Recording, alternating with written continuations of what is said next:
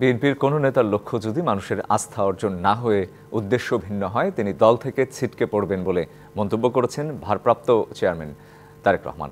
দলের নেতাকর্মীদের উদ্দেশ্যে তিনি বলেন, বিএনপির লক্ষ্য উদ্দেশ্য হবে ৩১ দফা বাস্তবায়ন ও মানুষের আস্থা অর্জন। দলের ভাবমূর্তি নষ্ট হয় এমন কাজ করলে কঠোর ব্যবস্থা নেওয়ার হুঁশিয়ারিও দেন তিনি। আমাদের লক্ষ্য এবং উদ্দেশ্য হবে ৩১ দফাকে বাস্তবায়নের পাশাপাশি মানুষের সমর্থনে আমরা ৩১ দফাকে বাস্তবায়ন করতে পারলে আমাদের একই সাথে লক্ষ্য এবং উদ্দেশ্য হবে মানুষের আস্থা অর্জন, মানুষের বিশ্বাস অর্জন, মানুষের ভালোবাসা অর্জন। এর বাইরে যদি রাজনৈতিক কর্মী হিসাবে আমরা অন্য কোনো দিকে নজর দিই, বিশ্বাস করুন আজ না হলে কাল, কাল না হলে নিশ্চিত পরশু আপনি ছিটকে পড়ে যাবেন। এ বিষয়ে আরো জানার চেষ্টা করব। বার্তা কক্ষ থেকে সরাসরি যুক্ত হচ্ছেন সহকর্মী স্টাফ রিপোর্টার সাব্বির রোজ। সাব্বির, নিশ্চয় শুনতে পাচ্ছেন। আমরা আপনার প্রতিবেদনটা দেখলাম।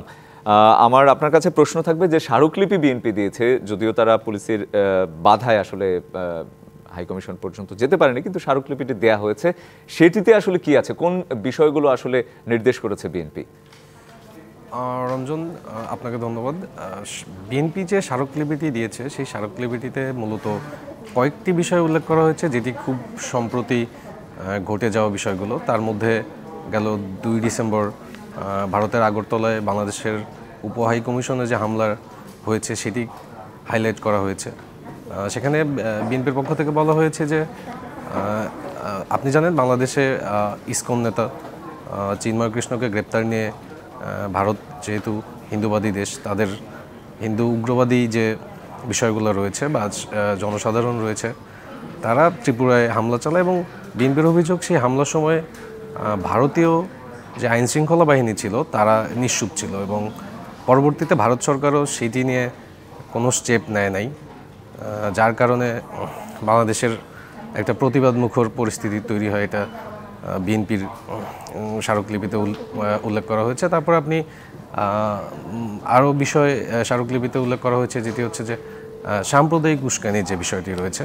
আপনি জানেন যে গেল ৫ই আগস্ট গেল সরকার আওয়ামী লীগ এর সাবেক প্রধানমন্ত্রী পালিয়ে যাওয়ার পরে বা ভারতে যাওয়ার পর থেকেই এই ধরনের ঘটনা ঘটছে।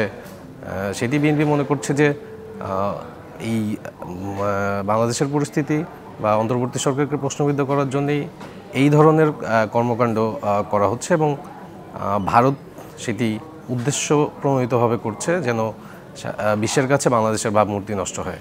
বছর শেষের খুশি নগদে হবে বেশি। নগদ পেমেন্টে নির্দিষ্ট ক্যাটাগরির কেনাকাটায় ৩০০ টাকা পর্যন্ত ক্যাশব্যাক।